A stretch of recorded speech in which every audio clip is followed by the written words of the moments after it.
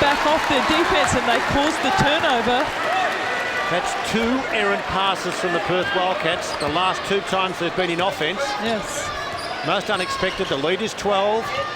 Perth have led all night. Davidson, Ma not playing, Bellinger not playing. Davidson to Shencher, who's shot 26 points. Now to Hill.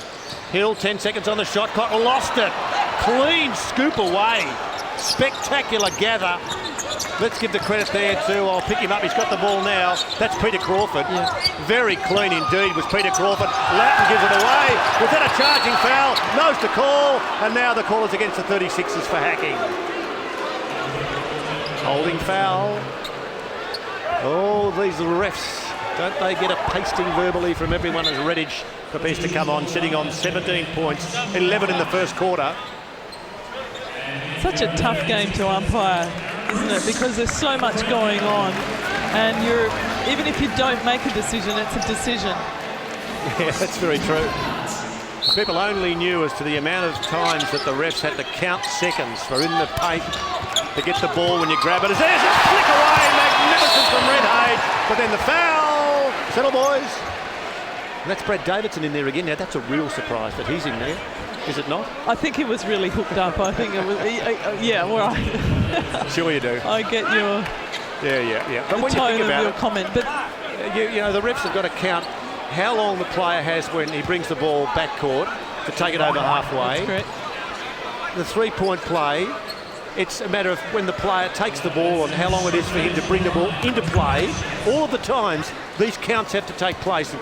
All we know is when the ref blows the whistle and then gives the sign. Yes, as well as the body contact. Of course. How the degree, there's always body contact happening, but it's just a degree as to when you call that sort of thing. Redditch misses with the first. The margin's 12. Hope you're enjoying our coverage. We are. We love being at the basketball. Redditch, 18 points. 72-59, 13 points the difference. We head towards three-quarter time. The game needs a 3 from the 36ers. Tyndale, he sees Cooper. Davidson's the 3-man if he wants him. Shenchar, wide out. There's Davidson. Look out, Davidson got hung on to. And Redditch is sort of looking and saying, well, how did I do that? Davidson, when Davidson came over from Singapore, now I'm not quite sure of the suburb, but the 36ers had a clinic and we were able to go down and talk to him. And look, he was as sprightly as a spring chicken. He just wants to play basketball. Yes. He knows his time's running out, but he loves the game. Davidson. He has the remarkable stat that I read this on the website. Take your glasses off so you can see. Just listen to this because it's quite hard to get your head around. He has not missed a game through injury, and while on the sidelines, watched his team have a victory in his absence since 1998. That is extraordinary. Thanks, Pat, for that sharing moment. 60-72.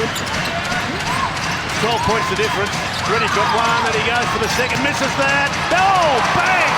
He got hit on the head, Aaron Bruce. He got whacked on the scone. No whistle, no call's a good call. Excuse me. Opposite end. Cooper's defensive effort was spectacular. Absolutely spectacular. Now, I must be looking at a wrong game of basketball. If that wasn't a whack on the head right in front of us, I'm not here. Say something. Oh, no, I thought it was an absolute rejection. Cooper's hand was square over the ball, and I thought that was exactly the right call. 72-60, 12 the difference. Perhaps the last play before three-quarter time. Cooper has it over the top. Shencher's foul. I think Luke Shencher might be the bloke we'll speak to after the game, but poor old Andrew Williams is going to go out there and talk to him. She'll need a step ladder. He has been a red fireball. He's got the ponytail. Doesn't matter. I don't care how his hair is.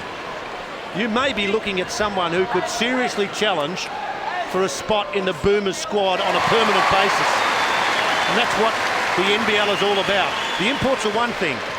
This is a competition where we feed our national teams. 2 from 2. In this quarter, 14 points, and it's 10 the difference. And Adelaide, if they can hold them here, if Adelaide can hold Perth here, they could well have the margin under 10 points by three-quarter time, or it could be 13. Crawford missed it. Cooper's got a rebound. 10 the difference. Here's the pass. a chance over the top, out of court, 36's ball. 9.4 seconds to go.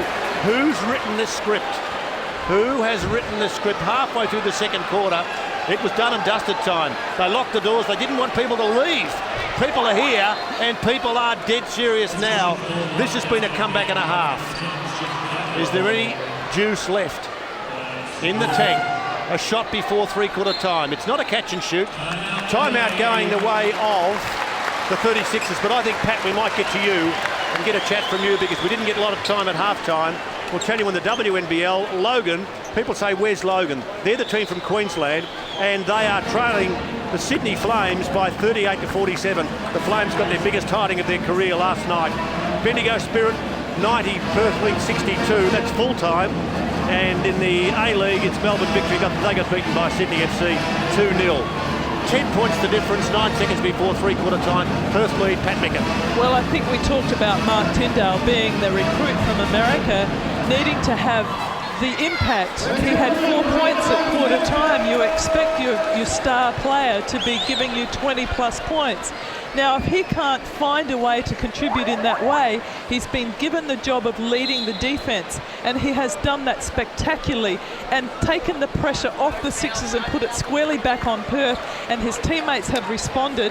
He was just down close to the floor, knees bent, working hard, pressuring the ball handler, bringing it down, and we started to see turnovers coming out of the Perth camp. Adelaide has been notorious for turning the ball over and simple ball handling errors.